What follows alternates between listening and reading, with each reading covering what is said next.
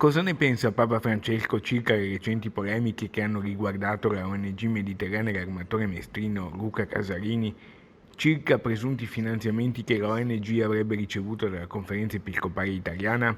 Una implicita risposta è parsa arrivare dall'udienza generale di mercoledì, quando il Papa ha invitato una rappresentanza di Mediterranea e elogiato l'operato della nave Mare Ionio, unica ONG battente bandiera italiana impegnata nel soccorso dei migranti nel Mediterraneo centrale. Parole inequivocabili. Saluto anche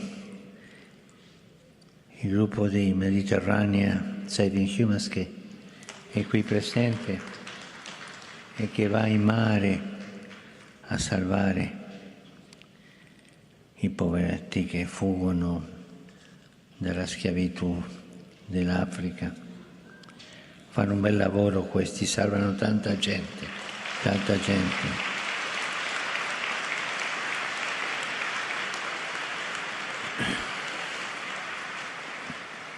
E che non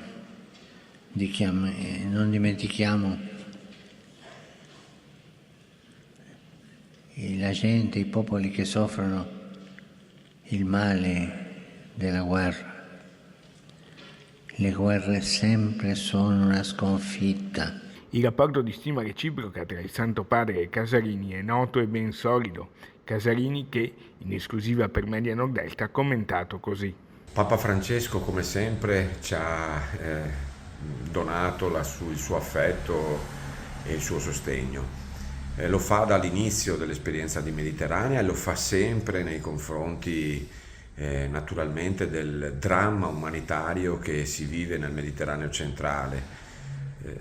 Anche quest'anno siamo a oltre 2500 donne, uomini e bambini morti e ci ha detto quello che ci dice sempre: coraggio, andate avanti, nonostante le difficoltà tornate in mare, e questo è quello che noi faremo.